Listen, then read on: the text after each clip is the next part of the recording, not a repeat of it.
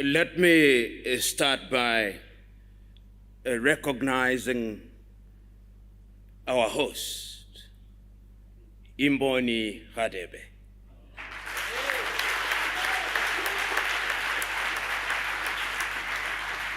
Let me also recognize that we are assembled here on the occasion of the 6th Memorial Lecture of Slabat Steve Mbiza. And let me recognize Your Majesty, the good doctor, my very good friends who have had occasion to speak before me, and those who are present in this assembly to listen to us. In your absence, our speeches would mean little, if not nothing. Let me say how glad I am to be present here to talk about a subject that is as topical as it is evergreen. The topic of decolonization of African culture to include Africa's religion and Africa's economy. I remember so very distinctly several years ago when a young African stood up on the 6th day of March in 1957, on the occasion when his country regained independence, a country then known as Gold Coast, which was then renamed Ghana. And he said on that day that the independence of Ghana meant nothing if Africa was not free. The question that we ask is whether Africa is indeed free beyond the flags that we made for ourselves. 1 year later, that young man stood up again in Accra, Ghana, in the presence of the freedom fighters of the African countries which were still under the colonial yoke, and reminded his audience that Africans had to free themselves. 2 years later in Casablanca, Morocco, that young man stood again and reminded his audience of the significance of freedom. 3 years later, on the 24th day of May, in 1963, that young man stood again in the presence of 32 heads of states and governments of African countries that had regained their independence. On that day, he reminded his audience that their independence newly acquired would mean nothing if they were not united. That their independence would mean nothing if they did not decolonize their minds. That their independence would mean nothing if they did not act with a sense of urgency to liberate Africa.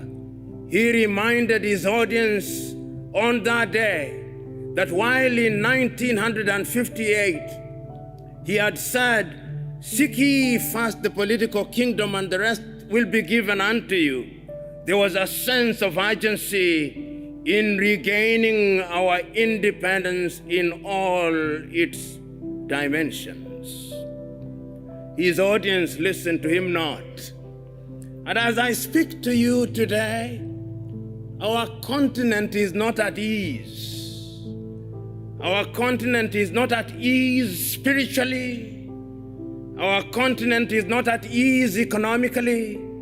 Our continent is not at ease in our health. Our continent is not at ease in our education. We live in a continent which has great prospects, but is now in monumental difficulties. And that is why it is legitimate to engage in an inquiry such as this. We have been victimized many times, and those who spoke before me had the occasion to narrate to you how we were enslaved and commodified by the Arabs.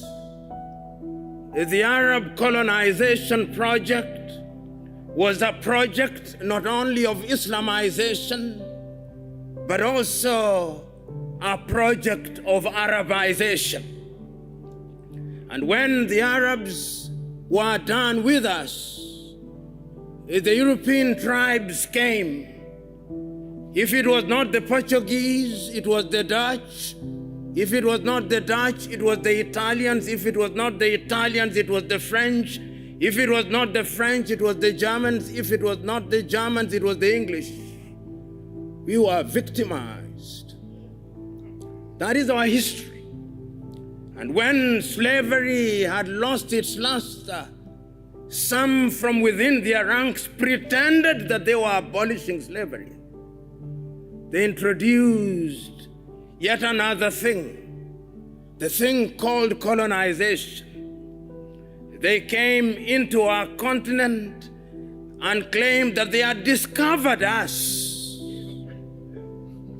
They came,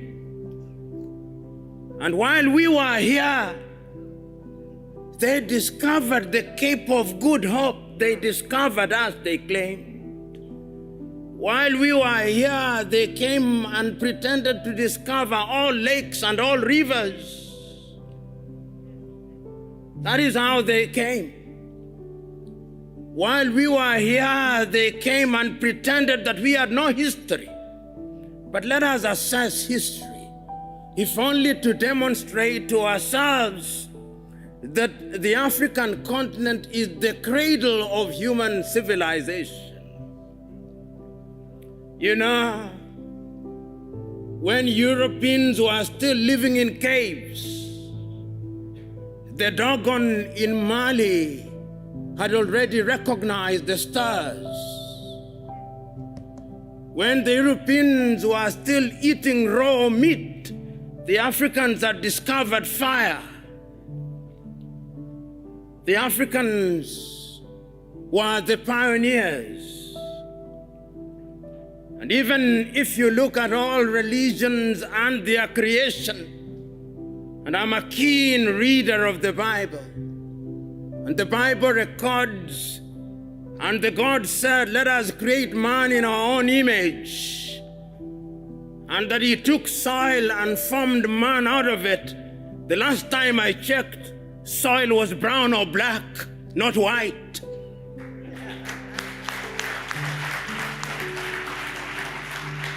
And I can confirm that I checked this morning. The soil is still black, the soil is still brown, and if therefore anybody is created in the image of God, it is we who are of the black race. Islam also says the same thing. And you know, Africa has been abused. When you look at the maps that are drawn by European cartographers, Africa is smaller than the United States of America, and yet it is larger, almost as large as Asia. They minimize us at all times. Even the thing they call the Middle East, what is middle about it? How can it be that Israel is not part of Africa, but Madagascar is a part of Africa?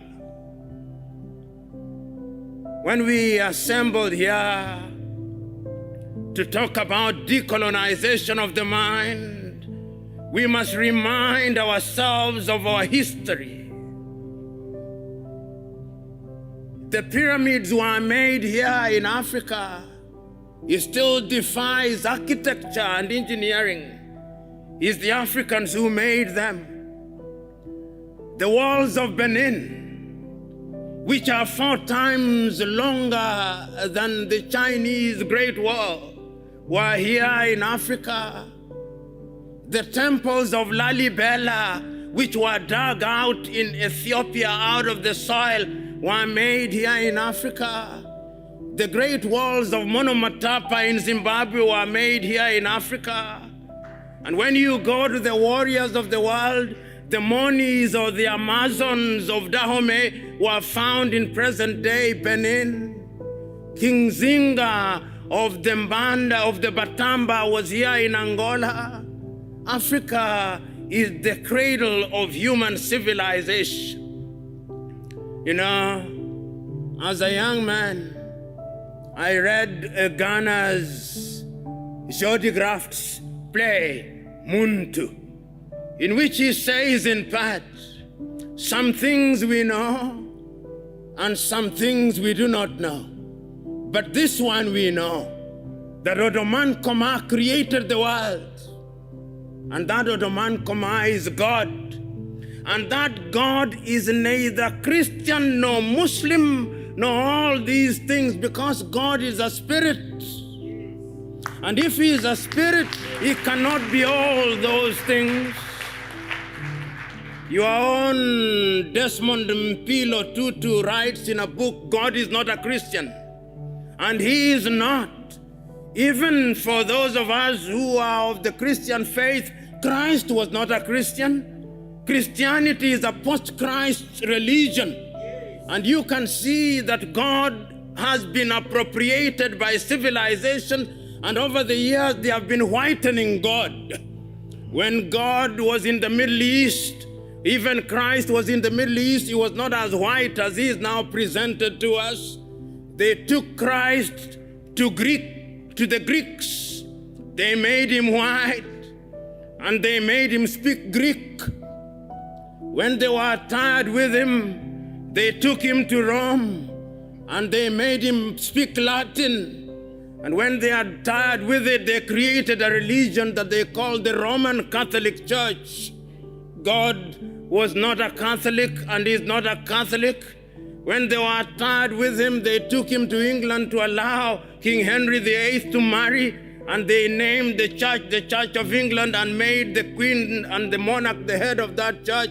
God is not an Anglican. And when they were tired, they took him to Scotland, and they made him a Presbyterian. And when they were tired, they made God a Methodist. And when they were tired, they took him to Germany, and they made him a Lutheran. And when they were tired, they went to the United States, and they made him an Episcopalian. God is not all those things. The God that I worship is worshipped in truth and in spirit. And let me tell you, throughout the ages, ask yourself a few fundamental questions. Despite the fact that they have done everything to erase Africans from the face of this earth, even in their own history, they acknowledge that all their great men came to Africa. Why? And what did they come to do to Africa? Socrates was in Africa. And when he came to Africa, he met Orunmila of the Yoruba tribe, who was a greater philosopher than him. Pythagoras was in Africa. What did they come to do to Africa? You pay homage where knowledge resides. Moses was in Africa and was born in Africa. What did he come to do in Africa? You pay homage where knowledge is. Muhammad was in Africa. Why do you come to Africa? You pay homage where knowledge is.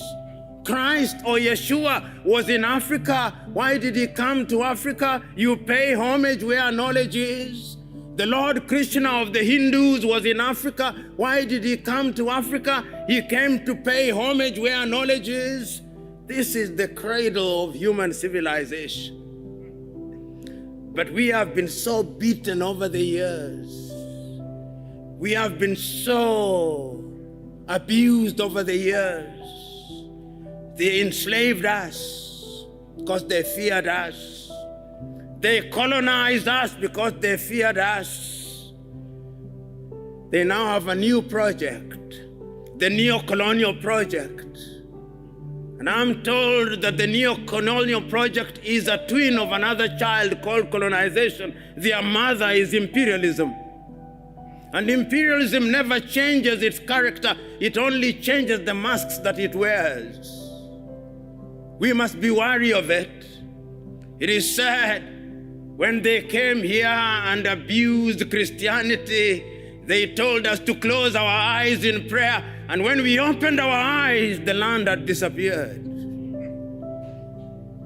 That is who they are. They are not our friends. I can still hear through the vicissitudes of time your own Robert Mangaliso Sobukwe saying, there is only one race in the world, the human race. But the whites have forgotten that. The Arabs have forgotten that. The Chinese have forgotten that. It is only we Africans who know that there is only one race, the human race. It is our duty to remind them that that is indeed the divine instruction. Because the God that I worship cannot be bottled in little religions. The God that I worship cannot be contained in little books. The God that I worship is immanent and omnipresent. He is resident in our minds and in our hearts and in our very veins. It is only we who Africans who know him in truth. And in order to appreciate him, we must understand him differently. We must understand him in spirit. You know, when I look at the world, and I look at it often, and when I look at Africa and I look at her often, when I think of Africa and I think of her often, and when I imagine her and I imagine about her often, I say with the famous Sudanese poet Alpha Ituri, "O Africa, why hast thou not realized thy potential?" And the reason is simple. They came here and did something to our mind and to our spirituality. Many men have tried to understand what they did to us.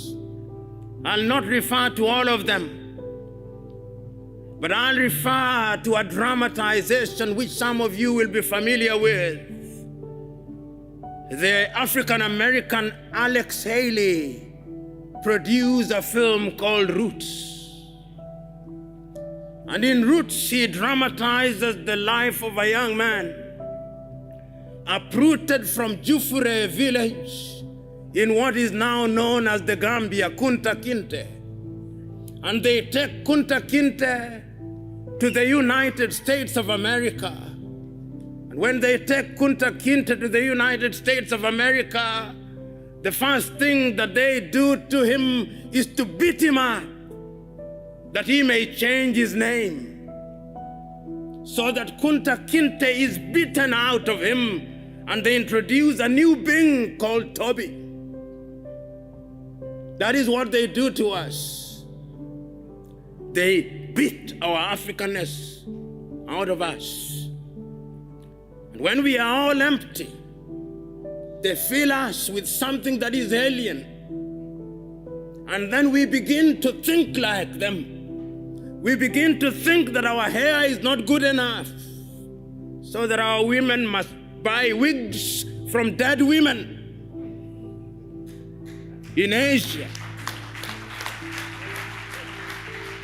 so that our women must reject their skin, they bleach it, that they may become whiter, so that our women can remove their eyebrows and eyelashes, so that our women can paint their lips red. They do that to us, so that our women can stop eating, that they may become slender. They do that to us. And they do that to us because they know that our women are the fountain of life. And that when they change our women, we men who are weak will be changed. We must stop that.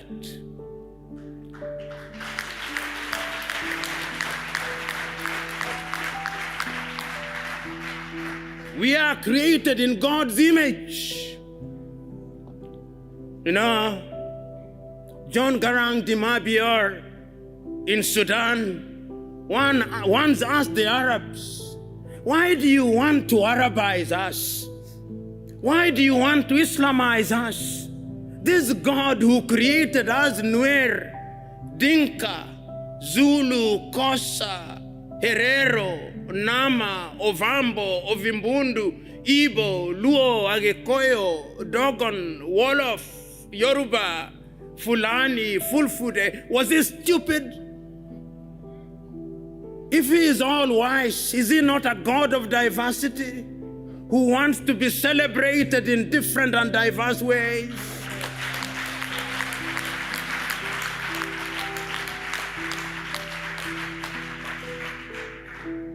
We must not accept. We must, in the nature of things, change ourselves. You know, just this morning, I was reading the latest work of a great African, Achille Mbembe, from the Dark Night, Essays in Decolonization. And he says that the only place that we must start decolonizing is the mind, because the mind is the standard of the man. I was thinking about the writings of my own countryman, Ngugi wa Thiong'o, decolonizing the mind. All battles are fought in the mind. René Descartes was right because knowledge is universal. Cogito ergo sum, I think, so I am. So we must think. Because once our minds are changed, then our spirituality is energized. And once our spirituality is energized, then we exercise the ghost of low self-esteem. And once we exercise the ghost of low self-esteem, then we begin to discover our potential. Then our economies begin to grow. Then we mine our gold and improve them. You know, how can it be that Africa is the richest continent on the earth and our gold is mined by De Beers? How can it be that Africa is the richest continent on the world and our diamond is produced in South Africa, in Botswana, and Namibia, and in Sierra Leone, and in Liberia, but the price is determined in Antwerp, in Belgium? How can it be? How can it be that Africa produces cocoa in Togo, in Cote d'Ivoire, and in Ghana, and chocolate is then made in Switzerland and in Belgium, who have not even a bush of cocoa? How can it be that tea is produced in Ethiopia and in Uganda and in Kenya, and when it is taken to the United Kingdom, they now call it English tea? How can it be? How can it be? How can it be? How can it be that coltan is mined in the Democratic Republic of Congo, but not a single African country makes a mobile phone? How can it be? How can it be? It can only be because we have allowed our minds to be captured. It can only be because we have allowed ourselves to be spiritually confused. It can only be because we have allowed ourselves to be slaves of others. And the God that we worship, knowing that we are confused, has turned his head on the other side, so that when we pray and fast, he does not listen. Or if he listens, he does not care. He's waiting for us to realize ourselves so that we can worship in truth.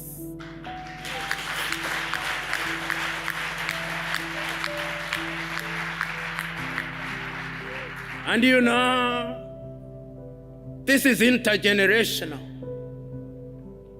The pains that are being visited upon this generation out of the sins that were committed by the other generation. It is a time to repent, so that we who have transgressed may say that we have repented, because the future now does not lie in us.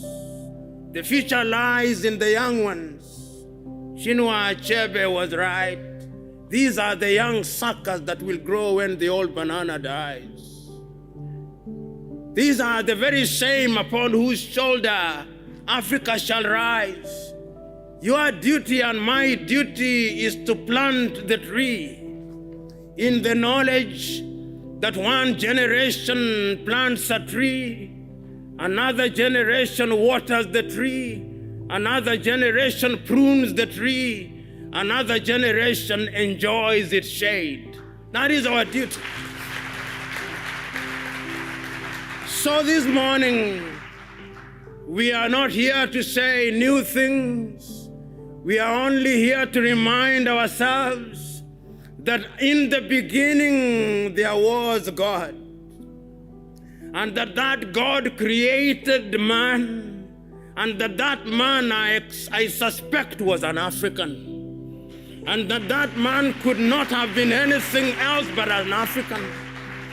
Why I suspect so? Because all creation says that man came from the earth. And as I said, the earth is either black or brown. So in the beginning there was an African. And in the beginning there was a spirit into which that mold was made alive, and that spirit was God. And I suspect that God gave us intelligence.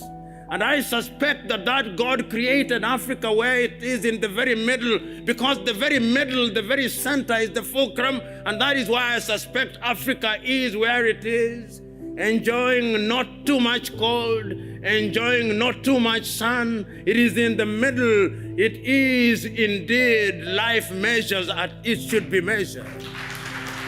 And that is why I suspect in his divine wisdom, he put all the minerals in Africa.